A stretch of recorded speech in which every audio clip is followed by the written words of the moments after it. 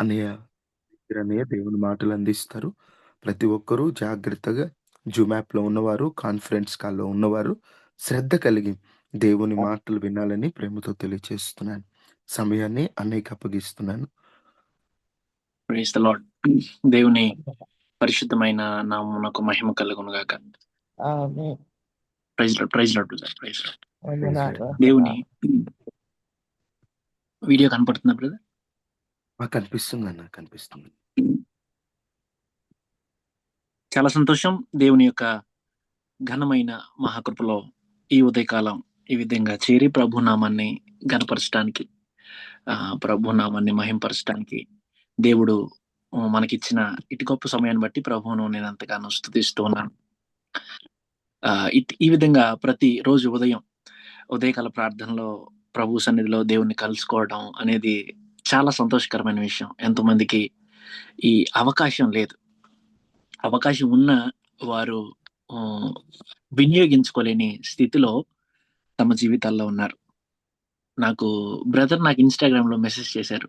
Brother, మాకు ఉదయకాలం ఈ విధంగా కొంతమంది యవనస్తులు, అలాగే కొంతమంది సంఘ విశ్వాసులు, పెద్దవారు కలిసి ఈ విధంగా ఉదయకాల ప్రార్థనలో ప్రతిదినం మేము ప్రభువుని కలుసుకోవడానికి వేగిరపడుతున్నాం అన్నప్పుడు నాకు చాలా సంతోషం అనిపించింది.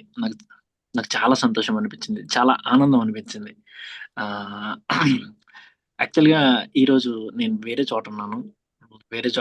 కొంచెం తీసుకోవడానికి అవ్వదు బ్రదర్. ఏమన్నా అవకాశం ఉందా? రేపటికి ఏమన్నా మార్చడానికి అవకాశం ఉందా అంటే, అన్న ఆల్రెడీ పోస్టర్ వేసామని చెప్పారు. పర్వాలేదు. చాలా సంతోషం. ఈ దినము మీకు కొన్ని విషయాలు మీ హృదయంలో పెట్టాలని నేను ఇష్టపడుతున్నాను.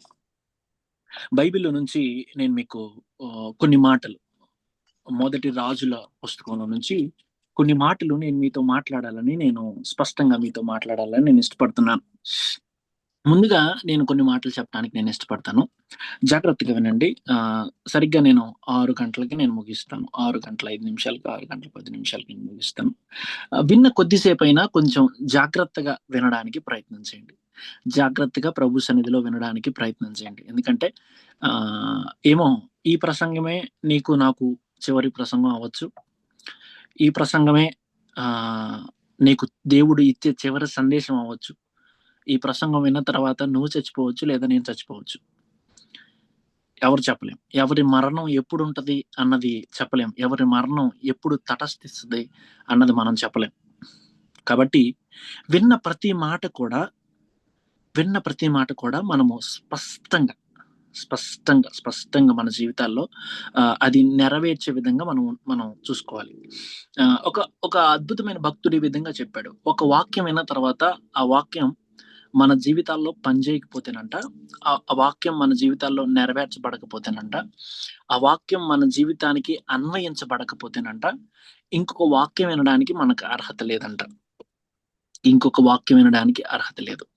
దీనికి ఇంకొక ఎగ్జాంపుల్ నేను చెప్తాను. ఏంటయ్యా అంటే, మనము మన ప్లేట్ నిండా మంచిగా అన్నం వడ్డించుకొని, అన్నంతో పాటు చక్కగా చికెన్ కర్రీ వేసుకొని ప్లేట్ అంతా నిండిపోయి ఉంది. నిండిపోయిన తర్వాత ఆ ప్లేట్లో అన్నం తినకుండా మరలా అన్నం పెట్టుకోవడానికి అవుతుందా? ఎవరైనా ఒకరు స్పందిస్తా ఉంటే మీరు వింటున్నారు అన్నది నాకు అర్థమవుతుంది. మనం మరలా అన్నం పెట్టుకొని అదే ప్లేట్లో తినడానికి అవుతుందా? ఉన్నది కంప్లీట్ చేస్తే మరలా తినడానికి. ఇంకొక ఉదాహరణ కూడా చెప్తాను. మన కడుపు నిండిపోయింది అనుకోండి, ఫుల్గా నిండిపోయింది. అది అరగకుండా సాయంత్రం అన్నం తింటామా? అది అవ్వని పని. సాయంత్రం అన్నం తింటామా అంటే తినం. ఎందుకంటే అబ్బా ఈరోజు ఎందుకు కడుపు ఉబ్బరంగా ఉందండి, కడుపు అరగలేదు, తిన్నది అరగలేదు, రేపు మార్నింగ్ తింటానులే అంటారు కదా. వాక్యం కూడా అంతే. నువ్వు వాక్యము నీ బుర్రలోనికి వెళ్ళిన తర్వాత, వాక్యము నీ మైండ్లో ప్రవేశించిన తర్వాత, నీ మైండ్లోకి వెళ్ళిన వాక్యం నీ జీవితంలోనికి వెళ్ళాలి. నీ జీవితంలో అది పనిచేయాలి. నీ జీవితంలో అది కనపడాలి. అప్పుడే ఇంకొక వాక్యం వినడానికి మనం అర్హులం అనడానికి ఏ సందేహం లేదు. ఈ దినము దేవుడు మీ ఎదుట ఎలీషాను పెట్టాలని నేను ఇష్టపడుతున్నాను. ఎలీషా యొక్క జీవితాన్ని మీ ముందు పెట్టాలని నేను ఇష్టపడుతున్నాను. మీలో చాలా మందికి ఎలీషా గురించి తెలుసు అనుకుంటున్నాను. అందరికీ తెలుసు అనుకుంటున్నాను. మీరు అందరూ మందిరానికి వెళ్తున్నారు. కొంతమంది యవనస్తులు ఉన్నారు, కొంతమంది కుటుంబాలతో ఉన్నవారు ఉన్నారు. ఈ దినము దేవుడు ఏ క్వాలిటీస్ చూసి ఏలియాని వాడుకున్నాడు అన్న దాని మీద మనం ఈ దినం మాట్లాడుకుందాం. దేవుడు ఏలియాను తీసుకొని రావడానికి, ఏలియాను బరిలో నిలబెట్టడానికి ఒక అద్భుతమైన ప్రణాళిక ఉంది. ఒక అద్భుతమైన ప్రణాళికతో ఏలియాను దేవుడు తీసుకొచ్చాడు. దేవుడు ఏలియాను తీసుకొచ్చింది ఎందుకయ్యా అంటే, అన్య దేవతలు ఏ అయితే తేబడ్డాయో, ఇశ్రాయేలు ప్రజలలోకి అన్య దేవతలు ఏదైతే తీసుకొని రాబట్టబడ్డాయో, అన్య ఆచారాలు ఏదైతే తీసుకొని రాబట్టబడ్డాయో, అవన్నీ కూడా సర్వనాశనం నిర్మూలన చేయడానికి దేవుడు ఏలియాని వాడుకున్నాడు. దేవుడు ఏలియాని తీసుకొచ్చాడు. దేవుడు ఏలియాని అక్కడికి ఆ సందర్భంలోనికి దేవుడు తీసుకొచ్చాడు. అసలు ఏలియాని తీసుకొని రాకముందు ఒకప్పుడు అద్భుతమైన పరిపాలన జరిగింది. ఎంత అద్భుతమైన పరిపాలన అంటే, అది అసలు వర్ణించలేనటువంటి అద్భుతమైన పరిపాలన.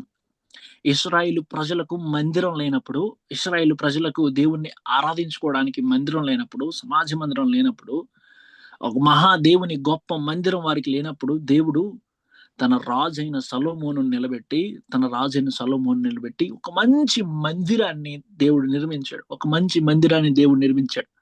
ఒకప్పుడు బలమైన గోపురంగా ఉన్న ఈ ఇశ్రాయేలు జనాంగం అన్య దేవతలను తీసుకొచ్చి, అన్య దేవతలను పూజిస్తున్న తరుణంలో, అన్య దేవతలకు ఎక్కువ సమయాన్ని ఇస్తున్న తరుణంలో దేవుడు ఈ యొక్క ఏలియాను ప్రవేశపెట్టాడు. ఏలియాను తీసుకొచ్చాడు. ఏలియా చేసిన కార్యాలు ఎంత అద్భుతమైన కార్యాలో తెలుసా? ఎంత ఉన్నతమైన కార్యాలు ఏలియా జీవితంలో నుంచి దేవుడు జరిగించాడంటే, అసలు దేవుడు ఏలియాని అహాబు రాజు దగ్గర తీసుకెళ్లి 1 సంవత్సరం పాటు మా వర్షం పడదు, మంచు పడదు అని డిక్లేర్ చేసి వెళ్ళిపోతాడు. ఆ సందర్భాలని మనము క్షుణ్ణంగా మనం పరిశీలించడానికి మనం ప్రయత్నం చేద్దాం. పరిశీలించడానికి ప్రయత్నం చేద్దాం. మనము మొదటి రాజుల గ్రంథం మొదటి అధ్యాయం నుంచి మనము స్టడీ చేసుకుంటా రావడానికి మనం ప్రయత్నం చేద్దాం. ఓకేనా? స్టడీ చేసుకుంటా మనం రావడానికి మనం ప్రయత్నం చేద్దాం. మొదటి రాజుల గ్రంథం మొదటి అధ్యాయము 17వ వచనాన్ని మనం చదువు. మొదటి రాజుల గ్రంథం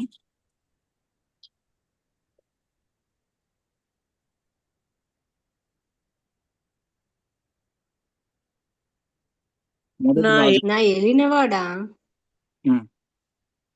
నీవు నీ దేవుడైన యెహోవా తోడని నీ సేవకురాలైన నాకు ప్రమాణం చేసి ఆవశ్యముగా. మొదటి రాజుల గ్రంథం మొదటి అధ్యాయము 17వ వచనం. అదే బ్రదర్, అదే చదవండి. మళ్ళీ చదవండి, స్టార్టింగ్ నుంచి చదవండి. నా ఏలినవాడా, నీవు నీ దేవుడైన యెహోవా తోడని నీ సేవకురాలైన నాకు ప్రమాణం చేసి ఆవశ్యముగా నీ కుమారుడైన సొలొమోను నా వెనుక ఏలువాడై నా సింహాసనం మీద ఆసీనుడని సెలవిచ్చితివే. చాలు, జాగ్రత్తగా వినండి ప్రియబిడ్డలారా. మొదటి వచనంలో మనము ఒక అద్భుతమైన, మీకు మొదటి నుంచి 17 వచనాల వరకు నేను క్లియర్ కట్ నేను ఒక సినాప్సిస్ లాగా చెప్పి నేను త్వరగా చెప్పేసి నేను వెళ్ళిపోతాను. ఏంటయ్యా అంటే, మొదటి రాజుల గ్రంథం మొదటి అధ్యాయంలో దావీదు మనకు కనబడతాడు.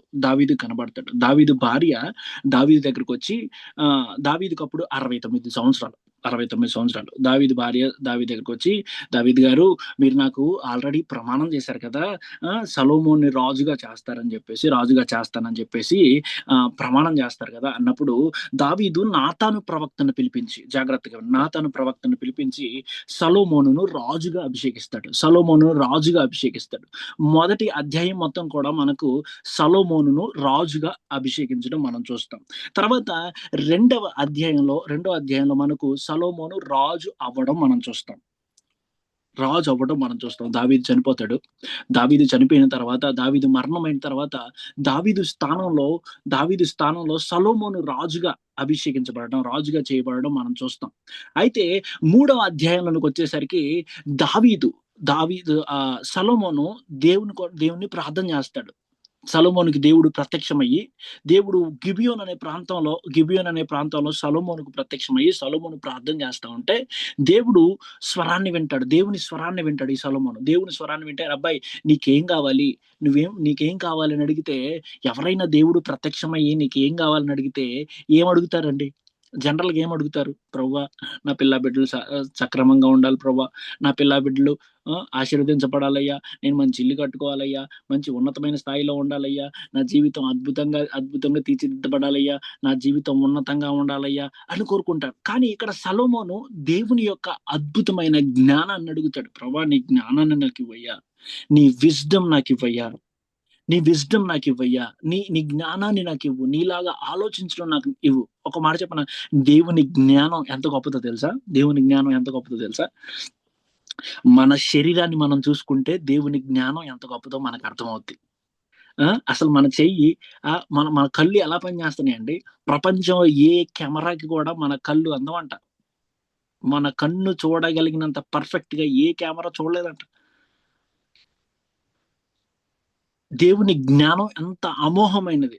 అయితే అటువంటి జ్ఞానాన్ని ఈ సొలొమోను అడుగుతున్నాడు. ప్రభువా నీ జ్ఞానాన్ని నాకు ఇవ్వు ప్రభువా అని అడుగుతాడు. తర్వాత 4వ అధ్యాయంలో ఆ జ్ఞానం పరీక్షించబడుతుంది. ఎలా అంటే షీబా దేశపు రాణి కాదు, 4వ అధ్యాయంలో ఆ జ్ఞానం పరీక్షించబడుతుంది. ఎలా పరీక్షించబడుతుంది అంటే, ఇద్దరు వేశ్యలు ఒక చిన్న బాబుని తీసుకొచ్చి, ఈ బాబు నావాడంటే నావాడు, నా పిల్లవాడు అన్నప్పుడు సొలొమోను తన విజ్డమ్ తో, తన యొక్క జ్ఞానంతో ఆ బాబు ఎవరు వాడో చెప్పేస్తాడు. ఆ బాబు నరికి ఈ మొక్క ఒక తల్లికి ఇచ్చేయండి అంటే, ఒక ఆమె ఏమో నరకమని చెప్తుంది, ఇంకొక ఆమె ఏమో వద్దయ్యా, ఆ పిల్లవాడు ఆమె దగ్గర ఉన్న క్షేమంగా ఉంటే చాలు అన్నప్పుడు తన యొక్క జ్ఞానాన్ని ఉపయోగించి ఆ సమస్యను సాల్వ్ చేస్తాడు. 5వ అధ్యాయంలో మనం చూస్తే మందిరం గురించిన ఆలోచన మనకు కనబడుతుంది. దేవుని మందిరం గురించిన ఆలోచన కనపడుతుంది. ఆ తర్వాత 6వ అధ్యాయంలో మందిరం కట్టేస్తాడు. 7వ అధ్యాయంలో మందిరంతో పాటు పట్టణాలను కడతాడు, సిటీస్ ని కడతాడు. ఓకేనా, సిటీస్ ని కడతాడు, పట్టణాలను కడతాడు. మీకు ఎందుకంటే సమయం తక్కువ ఉంది కాబట్టి ఏ అధ్యాయం ఏం చెప్తుందో అది నేను చెప్తున్నాను. ఆ తర్వాత మనకి 8వ అధ్యాయంలో ప్రతిష్ఠ చేస్తాడు. మందిరాలని, పట్టణాలను ప్రతిష్ఠ చేస్తాడు. తర్వాత 9వది రెండవసారి దేవుని ప్రత్యక్షతను పొందుకుంటాడు.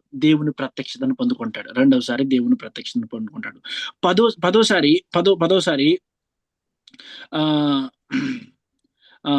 ఇది 10వ అధ్యాయం. జాగ్రత్తగా వినండి. 10వ అధ్యాయంలో ఈ సొలొమోను యొక్క జీవితంలోనే ఒక పరాకాష్ఠ స్థాయి, ఒక ఉన్నతమైన స్థాయి అని చెప్పుకోవచ్చు. ఎట్లా అంటే, షీబా దేశపు రాణొచ్చి ఈ యొక్క రాజు యొక్క జ్ఞానం గురించి ఎక్కడో విని, ఎక్కడో 1500 మైళ్ళ దూరం నుంచి విని వచ్చి, ఈ రాజు గురించి తెలుసుకుందాం. అసలు సొలొమోను రాజు యొక్క జ్ఞానం దేశాలంతా పాకిపోయింది. అంత అద్భుతమైన జ్ఞానాన్ని పొందుకున్న ఈ సొలొమోను జీవితంలో 11వ అధ్యాయానికి వచ్చేసరికి సొలొమోను జీవితం అట్టుడికిపోతాయి. సొలొమోను జీవితం ఎలా అంటే నాశనంకి వెళ్ళిపోద్ది. ఎలా అంటే 700 మంది భార్యలు, 300 మంది ఉపపత్నులు. ఓకేనా, ఉపపత్నులు అంటే వాడుకొని వదిలేసిన వారు. జాగ్రత్తగా వాడుకొని వదిలేసిన వారు అంటే 1000 మందిని మేనేజ్ చేయగలిగాడు. ఎంత జ్ఞానం ఉన్నా సొలొమోను యొక్క స్థితి స్త్రీల విషయంలో చాలా దిగజారిపోయింది. దేవుడిచ్చిన జ్ఞానాన్ని మిస్యూజ్ చేసుకున్నాడు. ఎక్కడైతే సొలొమోను పడిపోయాడో, ఎక్కడైతే సొలొమోను జారిపోయాడో, అక్కడ నుండి ఏలియా వరకు ఇశ్రాయేలీల పరిస్థితి ఎంత దుర్భరంగా తయారైందంటే, లోకములో ఉన్నదంతా ఇశ్రాయేల్ ప్రజల్లోకి వచ్చేసింది. ఎందుకని ఇదంతా నేను చెప్పుకొచ్చానంటే, ఈ మాట చెప్పడం కొరకు. ఈ మాట చెప్పటం కొరకు నేను చెప్పాను.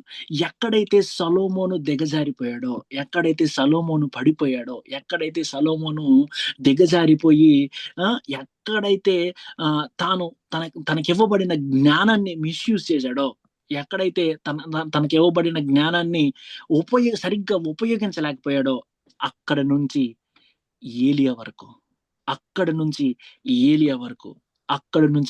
వరకు ఇశ్రాయేలీయుల యొక్క పతనం చాలా చాలా చాలా దారుణంగా తయారైపోయిందండి. ఎంత దారుణంగా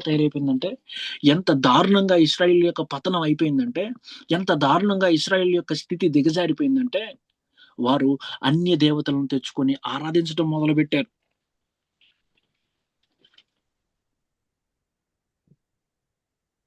అన్ని దేవతలను తీసుకొచ్చి ఆరాధించడం మొదలుపెట్టారు.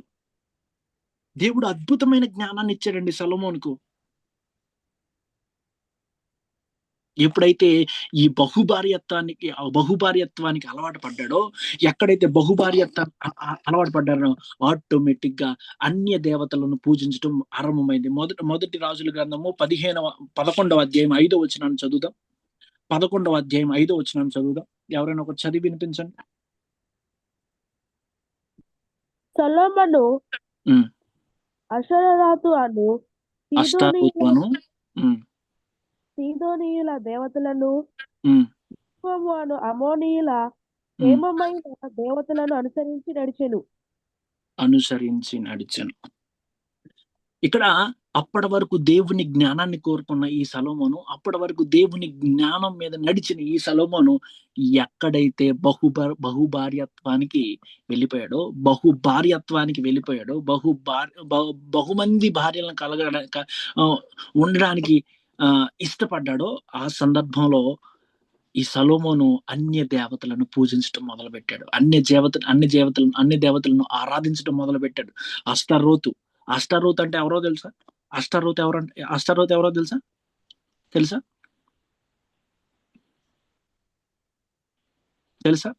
ఎవరికైనా తెలుసా అష్టారోత్ అంటే ఎవరు తెలుసా?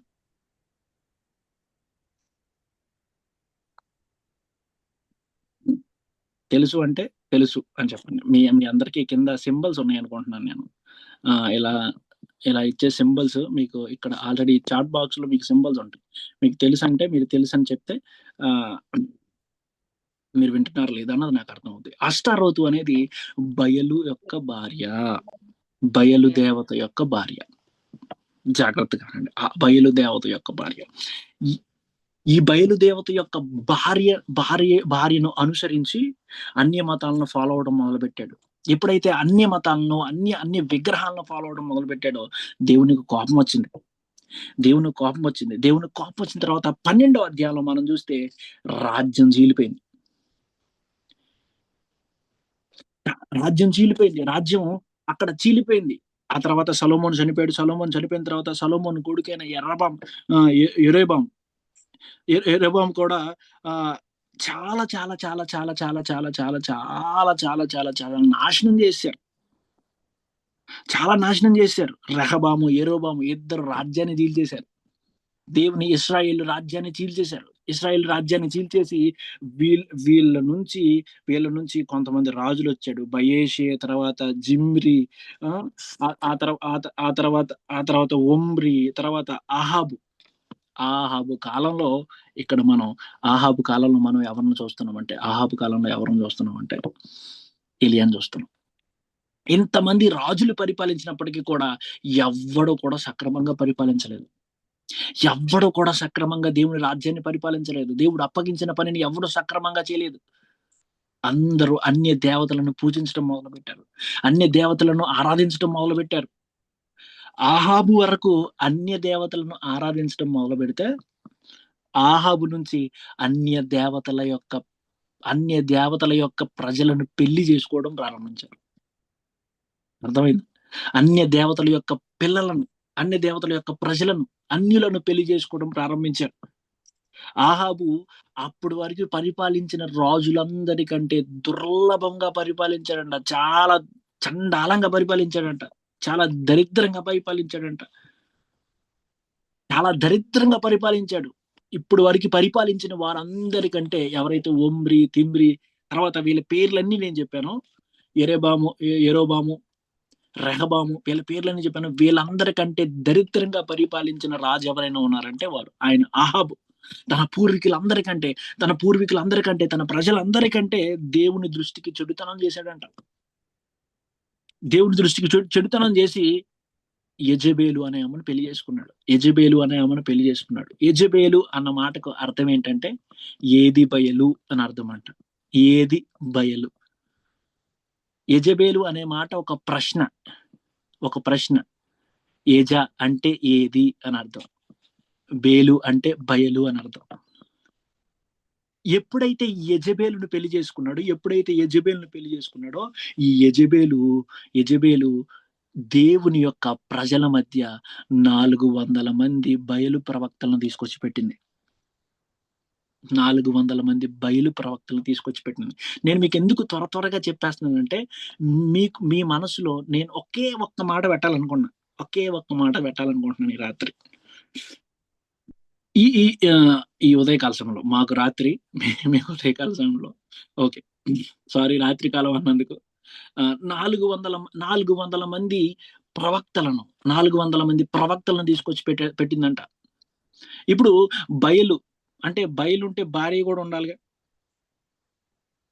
బయలు భార్య పేరు అష్టారోతును పూజించడానికి 450 మంది ప్రవక్తలను, మొత్తం 850 మంది ప్రవక్తలను తీసుకొచ్చి ఇశ్రాయేలు రాజ్యంలో పెట్టిందంట.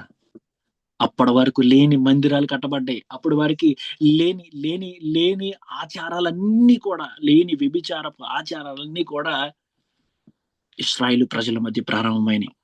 ఇశ్రాయేలు రాజ్యాన్ని నాశనం చేశారు. ఇశ్రాయేలు రాజ్యాన్ని మొత్తం కూడా నాశనం చేసి దేవునికి బహుకోపం తెప్పించారు. ఆ సందర్భంలో దేవుడు ఏలియాని పట్టుకొచ్చాడు. దేవుడు ఏలియాని తీసుకొచ్చాడు. దేవుడు ఏలియాని పురికొల్పాడు. ఏలియాని పుట్టించాడు. ఏలియాని బయటికి తీసుకొచ్చాడు. ఏలియా వెళ్ళి అహాబు ముందు నిలబడి అహాబు, నేను సజీవుడైన దేవుని పక్షాన వస్తున్నాను. ఇది మొదలుకొని 1 సంవత్సరం పాటు మంచైనను వర్షమైనను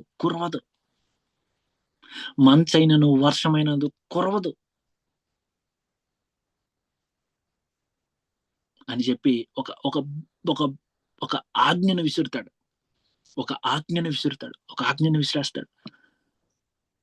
ఎంత అంటే ఏ విధంగా చెప్పాలంటే దాన్ని ఎంత పవర్ఫుల్ గా చెప్తాడంటే, నేను సజీవుడైన దేవుని పక్షాన వస్తున్నాను.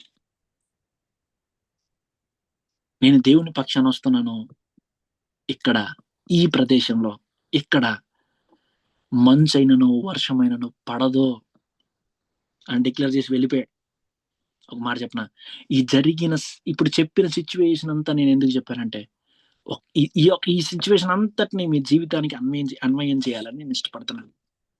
ఈ సిచ్యువేషన్ మొత్తాన్ని మీ జీవితానికి అన్వయం చేయాలని నేను ఇష్టపడుతున్నాను. జాగ్రత్తగా వినండి. మీ బైబిల్ మూసేయండి. నేను చెప్పిన మాట వినండి. ఒక మాట నేను చెప్తున్నాను. దేవుడు సొలొమోను నమ్ముకొని తన రాజ్యాన్ని చేతులకు అప్పగిస్తే సొలొమోను యొక్క ఒక చిన్న తప్పిదం కంప్లీట్ గా ఇశ్రాయేలు రాజ్యాన్ని మొత్తం నాశనం చేసింది. ఎక్కడైతే సొలొమోను దేవునికి ఇష్టడుగా బ్రతకలేదో, ఎక్కడైతే సొలొమోను దేవునికి నచ్చని పని చేశాడో, దేవునికి కోపం తెప్పించాడో, సొలొమోను తర్వాత వచ్చిన 7 తరాలు 7 రాజులు ఎలా బ్రతికారో తెలుసా? ఎంత దుర్భరంగా బ్రతికారంటే, అన్ని దేవతలను తీసుకొని వచ్చారు. అన్నిలను పెళ్లి చేసుకున్నారు. వారికి ఇష్టం వచ్చినట్టు వ్యభిచరించారు. అసలు కంప్లీట్ గా దేవుణ్ణి మర్చిపోయారు. దేవుని మందిరాన్ని పాడు చేశారు. దేవుని మందిరాన్ని నాశనం చేసి పడేశారు. దేవుని మందిరాన్ని పాడు చేసి ఎంత దారుణమైన స్థితిలోనికి తీసుకెళ్లారంటే, దేవునికి భయంకరమైన కోపాన్ని తెప్పించారు. దేవునికి భయంకరమైన కోపాన్ని తెప్పిస్తే దేవుడు ఏలియాని పంపించి వారి మనసు మారేటట్టు చేశాడు. ఆ బయలు దేవతలన్నిటినీ జయించడానికి ఏలియాని దేవుడు వాడుకున్నాడు. ఒక మాట చెప్పనా, ఏలియా చేసిన కార్యం వెనక ఎంత ప్రిపరేషన్ ఉందో, ఎంత ప్రిపరేషన్ ఉందో. ఏలియాని దేవుడు 36 నెలలు ప్రిపేర్ చేశాడంట. 36 నెలలు ప్రిపేర్ చేస్తే 36 సెకండ్లు అహాబు రాజు ముందు నిలబడ్డాడు. ఒక మాట చెప్పిన, ఈ ప్రయాణం అంతట్లో సొలొమోను మొదలుకొని అహాబు వరకు ఏదైతే ఈ పీరియడ్ ఉందో, ఈ పీరియడ్ అనేది ప్రతి క్రైస్తవుని జీవితంలో ఉంటది. ప్రతి క్రైస్తవుని జీవితం ఆ పీరియడ్, ఆ దారి గుండా వెళ్తుంది. ఎలా ఉన్నా చెప్పనా, మన మనసులో పుట్టే చిన్న ఆలోచన మన ఆత్మీయ జీవితాన్ని ఎంత పతనానికి తీసుకెళ్ళిపోతుందో తెలుసా? సొలొమోను రాజు మనసులో పుట్టిన ఒక్క ఆలోచన, నాకు బహుమంది భార్యలుంటే బాగుండు, నాకు ఎక్కువ మంది భార్యలుంటే బాగుండు, నాకు ఎక్కువ మంది భార్యలుంటే బాగుండు, ఎక్కువ మంది భార్యలు నేను చేసుకుంటే బాగుండు, ఎక్కువ మందిని పెళ్లి చేసుకుంటే బాగుండు. ఇంతవరకు భూమి మీద ఎవడో 1000 మందిని పెళ్లి చేసుకోలేదేమో, నేను హిస్టరీ క్రియేట్ చేస్తే బాగుండు. ఆ ఒక్క ఆలోచన సమస్త ఇశ్రాయేలు ప్రజల యొక్క రాజ్యాన్ని మొత్తం పాడు చేసింది, నాశనం చేసి పడేసింది, నాశనానికి తీసుకువెళ్ళిపోయింది. ఎంత నాశనానికి తీసుకువెళ్ళిపోయింది అనుకుంటున్నారు ప్రియబిడ్డలారా? అసలు దేవునికి నచ్చని పని ఏంటో తెలుసా? విగ్రహారాధన ఆయనకు నచ్చని పని. ఆయన అందుకే ఆయన ఇచ్చిన 10 ఆజ్ఞల్లో కూడా మొట్టమొదటి ఆజ్ఞ ఏంటండి? నిర్గమకాండం తీయండి. ఆయన ఇచ్చిన 10 ఆజ్ఞల్లో మొట్టమొదటి ఆజ్ఞ ఏంటి?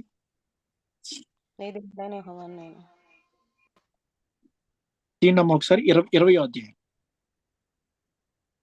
3వ వచనం.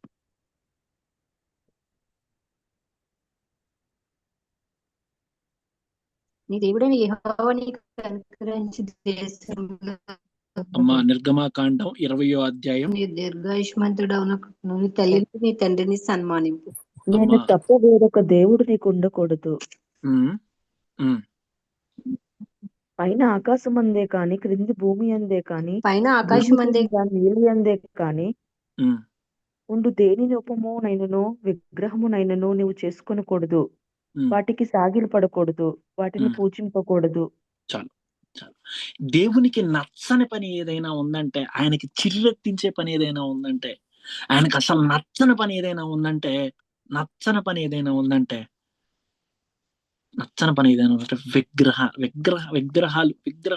విగ్రహాలను పూజించడం ఆయనకు నచ్చదు. ఎందుకో తెలుసా? ఇప్పుడు ఒక మాట నేను చాలా స్పష్టంగా ఒక మాట చెప్తాను. ఏంటంటే, ఇప్పుడు మీరున్నారనుకోండి, మీ నాన్నను ఒక పక్క నిలబెట్టి ఎవడో ఒక అనామకుడిని తీసుకొచ్చి నన్ను కన్నది వీడే అంటే ఎలా ఉంటదండి? బాధగా ఉంటది. ఎంత బాధగా ఉంటది? మీ నాన్న ముందు నిలబెట్టి నాన్నగారు నిలబడండి అని చెప్పేసి ఎవడో ఒక అనామకుని తీసుకొచ్చి నేను వీడికి పుట్టాను అంటే ఎలా ఉంటది? చాలా దారుణంగా ఉంటది కదా. దేవునికి అది నచ్చదు. సొలొమోను చేసిన ఒక తప్పు, నాశనం. అన్ని దేవతల లోపలికి వచ్చేసారు. పరిశుద్ధంగా ఉండవలసిన మందిరం అన్ని దేవతల విగ్రహాలతో నిండిపోయింది, అన్ని దేవతల పరిస్థితులతో నిండిపోయింది, అన్ని దేవతల ఆరాధనతో నిండిపోయింది. తన ప్రజలను ఎన్నుకున్న దేవుడు, తన ప్రజలను పోషిస్తున్న దేవుడు, తన ప్రజలకు ఆహారం ఇస్తున్న దేవుడు నేను వీళ్ళని అనవసరంగా విడిపించాను. నేను ఐగుప్తులోంచి వీరిని అనవసరంగా విడిపించాను. అని ఎంత బాధపడి ఉంటాడు, ఎంత వ్యధపడి ఉంటాడు. దేవునికి నచ్చని పని విగ్రహారాధన, దేవునికి నచ్చదు. ఇప్పుడు మీరు అనుకోవచ్చు, అన్న మేమందరం క్రిస్టియన్సే కదా, మరి మేము విగ్రహారాధన ఎందుకు చేస్తాం అని అనుకోవచ్చు. కనబడకుండా మనం చేస్తున్న పనులలో విగ్రహారాధన మనం చేస్తున్నాం. అందులో ఏ సందేహం లేదు, అందులో ఏ సందేహం లేదు. కనబడకుండా మనం చేస్తున్న పనులలో విగ్రహారాధన మనం చేస్తున్నాం. అది కాక మన మనసులో ఏదన్నా ఒక వ్యక్తిని గాని, ఏదన్నా ఒక వస్తువును గాని, తిండిని గాని, మొబైల్ ఫోనును గాని, లేకపోతే సినిమాలను గాని దేవుని కంటే ఎక్కువగా ఇంకెవరినైనా వ్యక్తిని పెట్టుకొని వాటిని విగ్రహాలుగా చేసుకొని విగ్రహారాధన చేస్తున్నాం. అందుకే మన జీవితాలు బాగుపడంది. అందుకే మన జీవితాలు అభివృద్ధి చెందంది. అందుకే మన జీవితాలు నాశనానికి వెళ్ళిపోయేది. అందుకే మన జీవితాలు ఇంత దుర్లభమైన స్థితిలోకి వెళ్ళిపోయేది.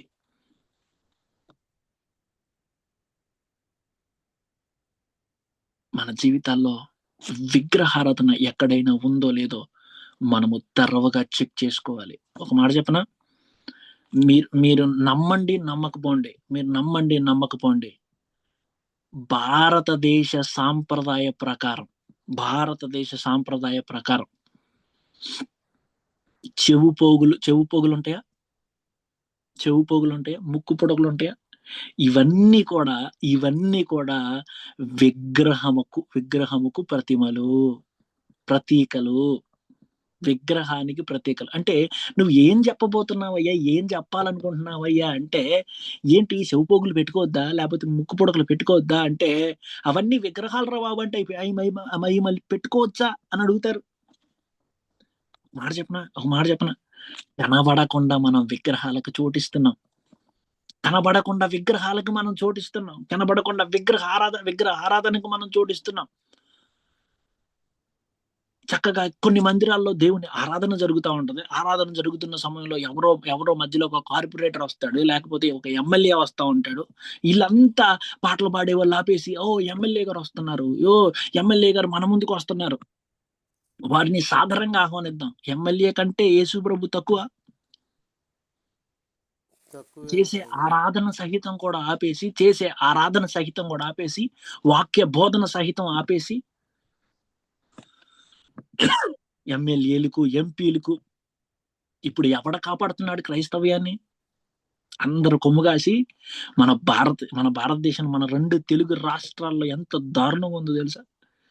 బయటికి వెళ్ళి సువార్త ప్రకటించాలంటే ఎంత దారుణమైన స్థితి ఉంది. దీనికి కొమ్ము కాసింది ఎవరో తెలుసా? మనలే. దేవునికి ఇవ్వాల్సిన స్థానాన్ని మనుషులకి ఇవ్వడం,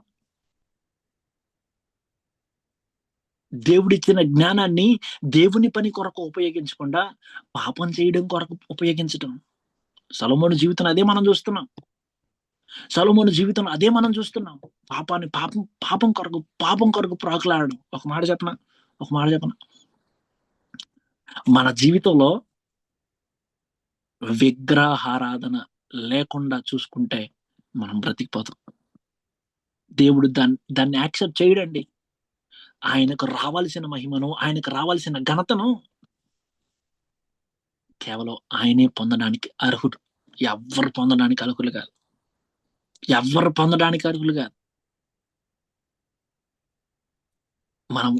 మనం నిజంగా ఆయనకు రావాల్సిన ఘనత ఆయనకి ఇస్తున్నామా? లేకపోతే ఆ ఘనత ఇశ్రాయేలు ప్రజలు ఎలాగైతే 7 తరాలు వారి జీవితంలో వారు అన్య దేవతలను పూజించారు, అన్య దేవతలకు వారి యొక్క జీవితాన్ని సమర్పించారు, అన్య దేవతలకు వారి యొక్క బలులు, నైవేద్యాలు ఇచ్చారు. ఇండైరెక్ట్ గా మనము ఎవరికైనా మన బలులు, మన నైవేద్యాలు ఇస్తున్నామా? మనం దేవుణ్ణి ఆరాధిస్తున్నామా? ఒక మాట చెప్పనా, నువ్వు దేవునికి సమయాన్ని ఇవ్వట్లేదంటే, నువ్వు దేవునితో సమయం గడపట్లేదంటే ఖచ్చితంగా ఎవరితో సమయం గడుపుతున్నావని అర్థం. సమయాన్ని గడుపుతున్నావని అర్థం. ఇప్పుడు ఈ రూమ్ ఉందండి, ఈ రూమ్ లో నేను కూర్చున్నాను, లైట్ ఆఫ్ చేశానంటే ఏముంటది? చీకటి. ఇప్పుడు వెలుగై ఉన్న యేసుక్రీస్తుకు సమయం ఇవ్వట్లేదు, వెలుగై ఉన్న యేసుక్రీస్తు నీ జీవితంలో లేడంటే ఏముందని అర్థం? చీకటి ఉందని. చీకటి ఉందని అర్థం. ఇప్పుడు యేసయ్య లేడంటే అక్కడ ఎవరున్నారని అర్థం?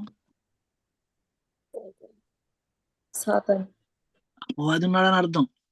ఒక మాట చెప్పన, అపవాది నిన్ను ప్రేరేపించేది విగ్రహారాధనకే. ఆడు డైరెక్ట్ గా ప్రేరేపించడు, నీ ఫోనే ఒక విగ్రహం అయిపోద్ది నీకు. నువ్వు అతిగా ప్రేమించేవారే నీకు విగ్రహం అయిపోతారు. నీ తిండే, నీ కడుపే నీకు విగ్రహం అయిపోద్ది. నీ బట్టలు నీకు విగ్రహాలు అయిపోతాయి.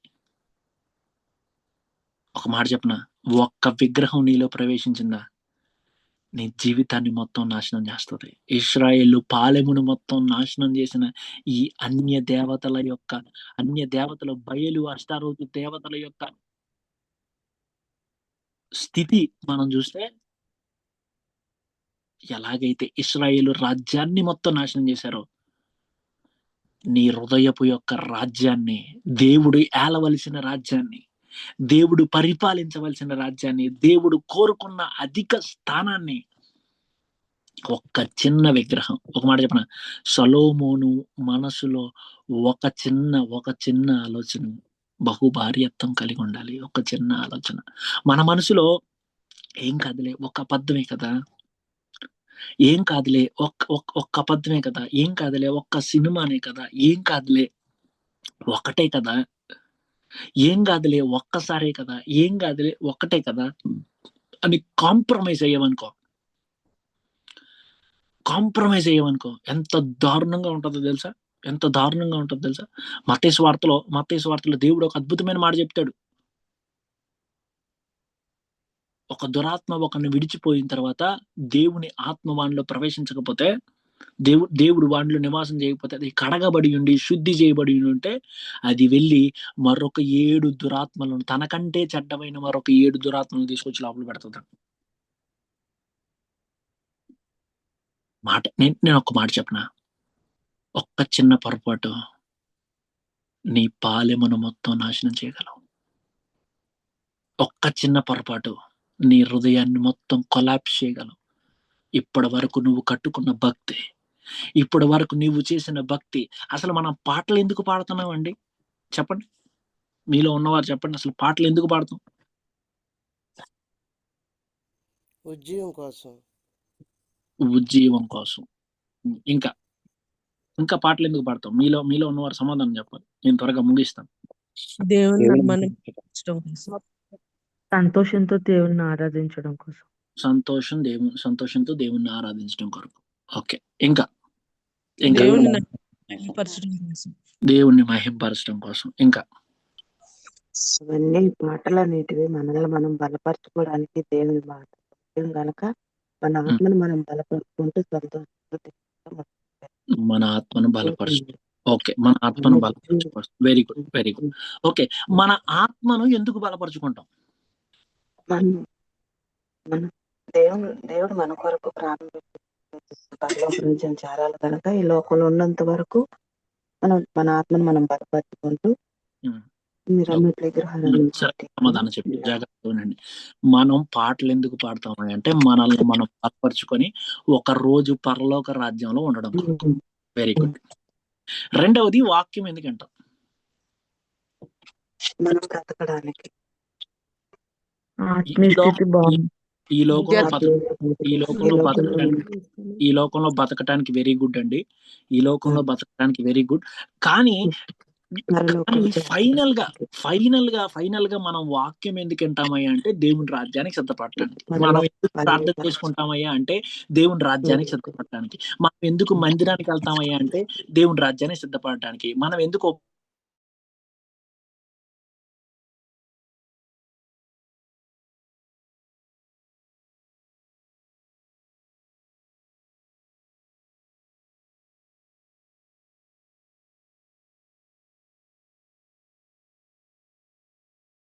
రాజ్యంలో నివాసం చేయడానికి. ఒక్క చిన్న తప్పు నీ యొక్క ప్రార్థన జీవితాన్ని కొలాప్స్ చేస్తుందంటే, నీ భక్తి జీవితాన్ని మొత్తం కొలాప్స్ చేస్తుందంటే, ఒక మాట చెప్పనా, అపవాది నీతో పాటలు పాడించగలడండి, నీతో పాటలు పాడించండి. అందరూ మ్యూట్ చేసుకుంటారా దయచేసి? మ్యూట్ చేసుకుంటారా?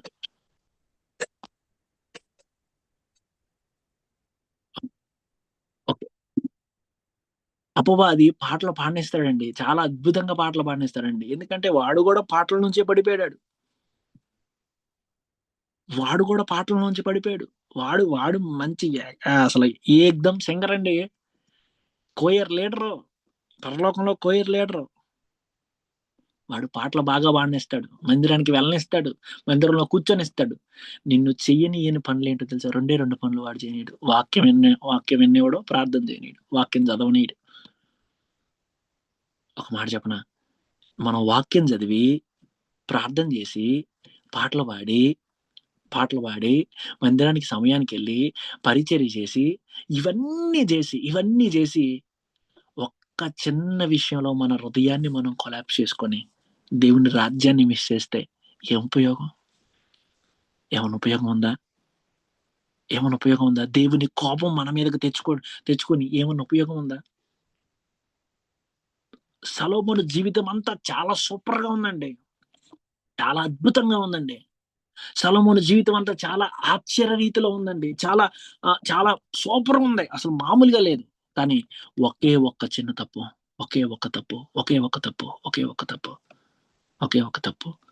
అసలు సొలొమోను జీవితాన్ని నాశనం చేసి పడేసింది. ఒక మాట చెప్పనా? మీ జీవితంలో దాగి ఉన్న కనబడని ఒక తప్పు, అది మీకే కనపడుతుంది, పక్కన వాళ్ళకి కనపడదు. మీకే కనపడుతుంది, పక్కన వాళ్ళకి కనపడదు. ఒక మాట చెప్పనా?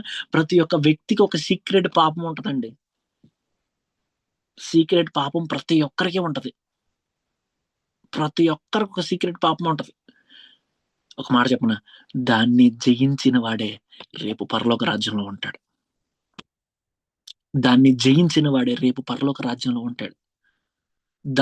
దాని మీద విజయం ప్రకటించిన వాడే రేపు పరలోక రాజ్యంలో ఉంటాడు.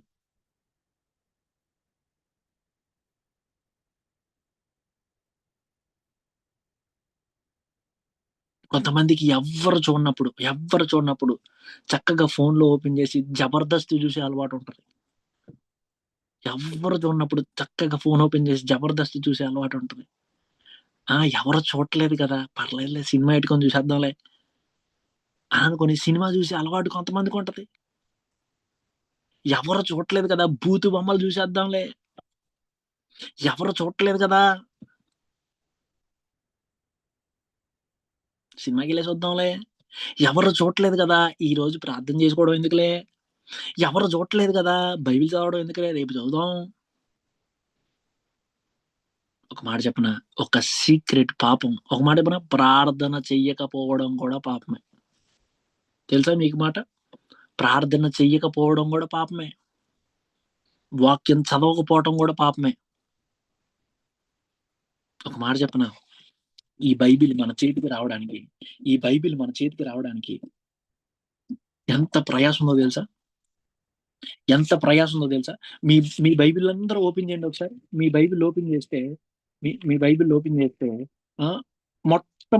మొట్టమొదటి పేజీలో ఒక మాట, నాకు తెలిసి ఈ బైబిల్లో లేదు కానీ నార్మల్ బైబిల్లో ఏమని ఉంటదంటే, అసలు ఈ బైబిల్ ఎందుకు ప్రత్యేకమో రాయబడి ఉంటది. ఎందుకు ప్రత్యేకమో రాయబడి ఉంటది. ఇది ఎలా ప్రింట్ చేయబడింది. మీ బైబిల్లో ఎవరి బైబిల్లోనైనా ఉందా? ఎవరి బైబిల్లోనైనా ఉందా? స్టార్టింగ్ లో రాయబడి ఉంటది తెలుగు బైబిల్ ఎలా ప్రింట్ చేయబడిందని, ఎన్నిసార్లు కాలిపోయిందని, ఎవరెవరు తర్జుమా చేశారని. ఒక మాట చెప్పనా? ఎన్నో వేయ ప్రయాసలకు వచ్చి ఈ బైబిల్ మన చేతిలోకి వస్తే ఇంత విలువైనది మన చేతిలోకి వస్తే దాన్ని చదవకుండా ఉంటది పాపం కదా? ఎంతమంది ప్రాణాలు పెట్టారు దీనికోసం, ఎంతమంది రక్తం దారపోయబడిందో దీనికోసం. మన చేతులకి బైబిల్ అందడానికి, మన చేతులకి వాక్యం అందడానికి, మన చేతులకి వాక్యం తీసుకొని రాబడబడడానికి ఎంతమంది ప్రాణార్పణంగా పోయబడ్డారు, ఎంతమంది ప్రాణాలు త్యజించారో. బైబిల్ చదవకపోవడం కూడా పాపమే. బైబిల్ నీ హృదయంలో లేదంటే ఇంకొకటి ఏదో నీ హృదయంలో ఉంది. అది నీకు విగ్రహంగా మారింది. అది నీకు విగ్రహంగా మారిపోయింది. అది నీకు విగ్రహం అయిపోయింది. నీ జీవితంలో ఒక విగ్రహంగా తయారైపోయింది. అది నీకు విగ్రహంగా తయారైపోయింది. ప్రతి రహస్య పాపమును ఎరిగిన దేవుడు. ఒక మాట చెప్పనా, స్టీవెన్సన్ గారు ఒక అద్భుతమైన పాట రాశారండి. చీకట్లో చేశానని నన్నెవరు చూస్తారని, చూసినా నాకేమని ఎవరేం చేస్తారని, విర్రవీగుతున్నావా, చెడ్డ పనులు చేస్తున్నావా, చూస్తున్నాడమ్మా చెల్లి చూస్తున్నాడమ్మా అని ఒక అద్భుతమైన పాట రాశాడు ఆయన. చీకట్లో చేశాం కదా, ఎవరు చూడలేదు కదా, ఎవరు లేరు కదా, తలుపులు వేసుకున్నాను కదా, నేను ఒక్కనే ఉన్నాను కదా, ఈ రాత్రి ప్రార్థన చేయకపోతే ఏముందలే, ఈ ఉదయకాల ప్రార్థన చేయకపోతే ఏముందలే, పడుకుని పోదాం, నిద్రపోదాం, సుఖిద్దాం, నా ప్రాణమా తినుము తాగుము సుఖించుము, నా ప్రాణమా తినుము తాగుము సుఖించుము అని అన్న అన్న అన్న ధీమాతో చక్కగా నువ్వు పడుకుంటున్నావు చూడు. ఈ యొక్క చిన్న ముళ్ళును విరక్కొడతావా? యేసుక్రీస్తు ప్రభుల వారు మన సమస్త పాపముల యొక్క ముళ్ళు, మరణపు ముళ్ళు ఆయన శిలువ బలియాగంలో విరిచేస్తే నీలో ఉన్న యొక్క చిన్న ముళ్ళు విరక్కొడతావా? నీ మీద ఉన్న పాపపు కాడి యొక్క ముళ్ళు విరక్కొడతావా? దాన్ని విరగొట్టడానికి దేవుడు ఏలియాని పంపించాడు. అప్పటి వరకు అన్య దేవతలు ఏలుతున్న రాజ్యం, దేవుని రాజ్యం కుక్కల పాలైపోయింది. ఆ దేవుని రాజ్యం అన్య దేవతల పాలైపోయింది. దేవుని రాజ్యం, దేవుని ప్రజలు దేవునికి వ్యతిరేకంగా జీవించారు, దేవునికి వ్యతిరేకంగా బ్రతికారు, దేవునికి వ్యతిరేకంగా జీవించారు, దేవునికి వ్యతిరేకంగా తమ జీవితం ముందుకు కొనసాగింది. ఒక మాట నేను చెప్పనా, ఈ ఉదయకాల సమయంలో దేవుడు ఎవరితో మాట్లాడుతున్నాడో నాకు తెలియదు కానీ బయటికి చాలా అద్భుతంగా కనపడుతున్నావేమో, చాలా అద్భుతంగా భక్తిగా తెల్ల చొక్కా వేసుకొని, తెల్ల ప్యాంట్ వేసుకొని, బైబిల్ చేత పట్టుకొని, అబ్బో నా వంటి భక్తుడు ఇంకొకటి లేడు అని బయటికి చూపిస్తున్నావేమో. నీ లోపల ఉన్న ముళ్ళును విరుస్తావు ఈరోజు. పెళ్ళైనా ఇంకొక సెటప్ ఉందా, ఆ ముళ్ళును విడుస్తావా? పెళ్ళైనా వేరే వాళ్ళతో వేరే విధమైన చాటింగ్ మానట్లేదా, ఆ ముళ్ళును విరుస్తావా? ఎక్కడో ఎవరికి తెలియకుండా సిగరెట్ వేసేస్తున్నావా, ఆ ముళ్ళును విరుస్తావా? చక్కగా ప్రజలందరి ముందు అందరూ ఉండగా ఎంతో అద్భుతంగా ఓ మహాగణుడా, పరిశుద్ధుడా, గొప్ప దేవుడా, నీకు వందనాలు ప్రభువా అని అరిసరిసి ప్రార్థన చేసి ఒంటరిగా ఉన్నప్పుడు భేమని తిని తేపి పడుకుంటున్నావా? ఆ ముళ్ళును విరుస్తావా? ప్రజలందరి ముందు నేను 2 సార్లు బైబిల్ చదివాను తెలుసా, నేను 2 సార్లు బైబిల్ కంప్లీట్ చేశాను తెలుసా అని చెప్పుకుంటూ ఒంటరిగా ఉన్నప్పుడు కనీసం ఒక్కసారి కూడా రోజుకు ఒక అధ్యాయం కూడా చదవలేని స్థితిలో ఉంటున్నావా? ఆ ముళ్ళును విరుస్తావా? ఆ ముళ్ళును విరిచేస్తావా? ఒక మాట చెప్పనా, నీ జీవితంలో ఉన్న ముళ్ళు విరవబడితేనే, ముళ్ళు విరిచినప్పుడు గాయమవుద్ది కానీ యేసయ్య ఆ గాయాన్ని కడతాడు. యేసయ్య ఆ గాయాన్ని కడతాడు. ఒక మాట చెప్పనా, ఆ ముళ్ళు విరవకపోతే ఆ ముళ్ళు పెరిగి నిన్ను కూడా పెరికి వేయగలదు, నిన్ను కూడా నాశనం చేయగలదు, నిన్ను కూడా మరణానికి ఈడ్చుకెళ్ళగలదు.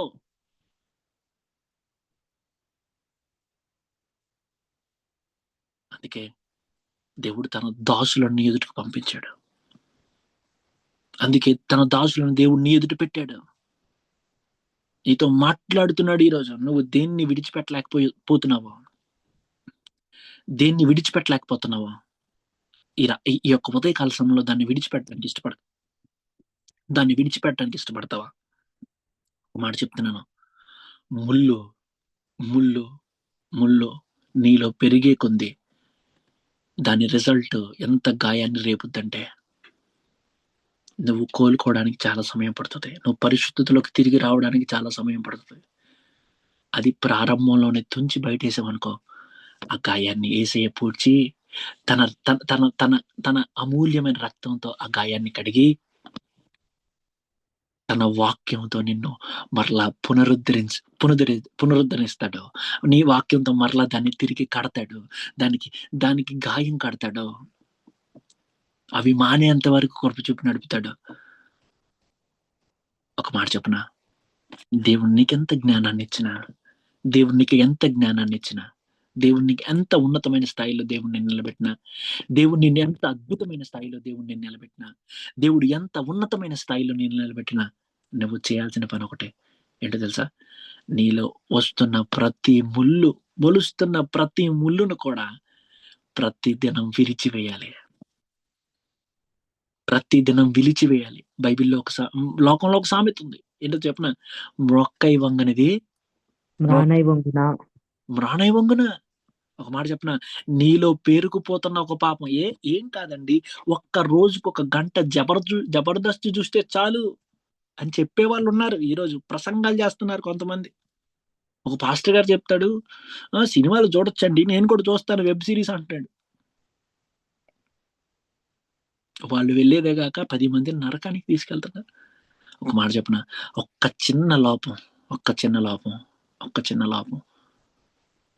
చిన్న లోపం బలికి పనికిరాదు. పాత నిబంధనలో బలికి ఏమేం పనికి వస్తాయి తెలుసా? ఏ మచ్చ లేనివి, ఏ డాగు లేనివి, ఏ కలంకం లేనివి, ఏ నిష్కల్మషమైనవి బలికి పనికి వస్తాయి. నీలో మచ్చ ఉందా? నీలో డాగుందా? పౌలు భక్తులు ఒక అద్భుతమైన మాట చెప్తున్నాడు. ఏం చెప్తున్నాడు తెలుసా? దేవుని ఎదుట నిలబెట్టడం కొరకు ఏ కలంకమైనను, ఏ ముడతైనను, ఏ మచ్చ అయినను, ఏ డాగ్ అయినను లేకుండా మనల్ని నిలబెట్టాలని ఇష్టపడుతున్నాడు. బిగ్ బాస్ అనే డాగ్ నీలో ఉంటే ఆయన ముందు నిలబడగలవా?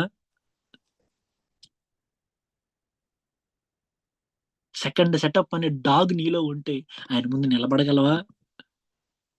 ఎవరికి తెలియకుండా నువ్వు చేస్తున్న తప్పు ఒక డాగ్ అయితే ఆయన ముందు నిలబడగలవా? ఒక మాట చెప్పనా, వాక్యం అనేది ఒక అద్దం లాంటిది. అద్దం ముందుకెళ్ళి మనం నిలబడితే మన ముఖం మీద ఇక్కడ మొటిముంటే మొటిమ ఉంది అని చూపించింది.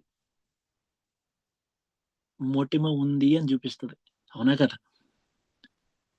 మన ముఖానికి కొంచెం పౌడర్ ఎక్కువైతే మన ముఖం మీద పౌడర్ ఎక్కువైంది అని చూపిస్తుంది.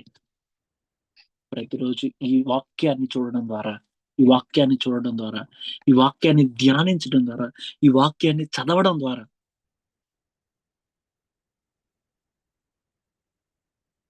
ప్రతి మచ్చ ప్రతి డాగు తొలగిపోతాయి.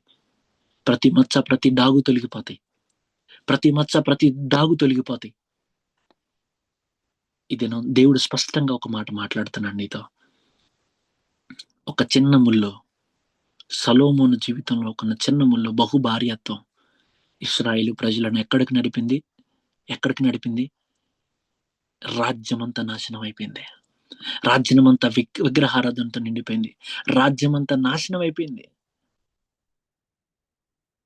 నీ హృదయం అనే రాజ్యం నాశనం అవ్వకముందే ఆ ముళ్ళను విరిచేస్తావా? విరవడానికి సిద్ధపడతావా? ఆ ముళ్ళను విరిచేయడానికి సిద్ధపడతావా? ఈ రాత్రి, ఈ ఉదయకాల సమయంలో ఆ ముళ్ళను విరిచివేయడానికి ఇష్టపడతావా? విరిచివేయడానికి ఇష్టపడితే మోకరించండి, చిన్నమాట ప్రార్థన చేద్దాం. అవ్వా, నాలో ఉన్న ముళ్ళు, నాలో ఉన్న మచ్చ, నాలో ఉన్న డాగు ఏది కూడా ప్రవ్వా, ఏది కూడా నాయన నేను వదిలిపెట్టను నాయన. ప్రతి ముళ్ళును విరిచేస్తాను, ప్రతి డాగును విరిచేస్తాను. ఎలాగైతే నువ్వు మరణపు ముళ్ళును విరిచావో, నాలో మరణ సూచకమైన పాపమును నేను విరిచేస్తాను ప్రభా. నేను విరిచేస్తాను.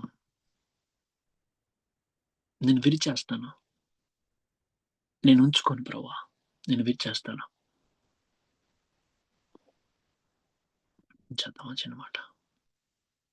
చిన్నమాట ప్రార్థన చేద్దామా? చిన్నమాట ప్రభు సన్నిధిలో ప్రార్థన చేద్దామా? చిన్నమాట ప్రభు సన్నిధిలో ప్రభువుని అడుగు. ప్రభా అనకు చిన్నమాట ప్రభువుని అడుగుదామా? కృప కలిగిన దేవా, ప్రేమ కలిగిన తండ్రి,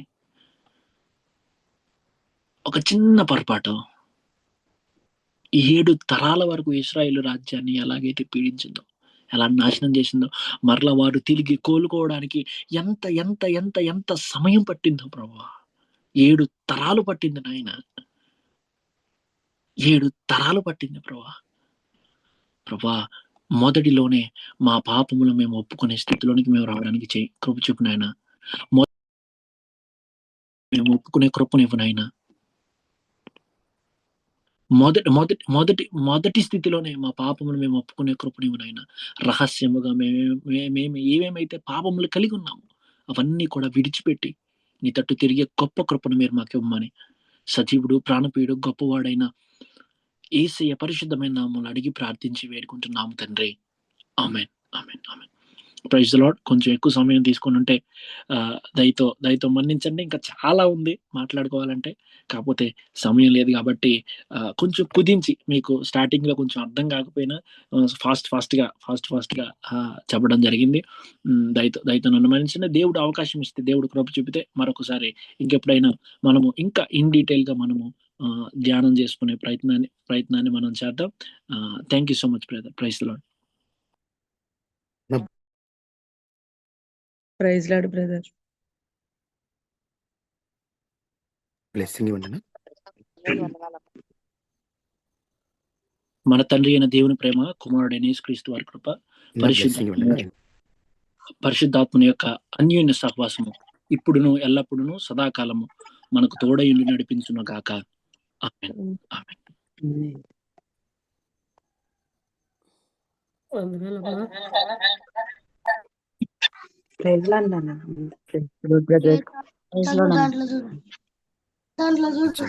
అడిగంటే మేఘకి నా హృదయపూర్వకమైన వందనాలు. Thank you so much. మరొకసారి కూడా మీరు దేవుని మాటలు ఇలాగనే అందించాలని ఆశపడుతున్నామన్నా. చాలా సంతోషమన్నా. ఆల్మోస్ట్ ఇప్పుడు లండన్లో అర్ధరాత్రి అయి ఉంటుంది. అయినప్పటికీ మీరు ఓపికతో దేవుని మాటలు అందించినందుకు ప్రత్యేకమైన వందనాలన్నా. Thank you so much. అందరికీ వందనాలమ్మా. Thank you so much.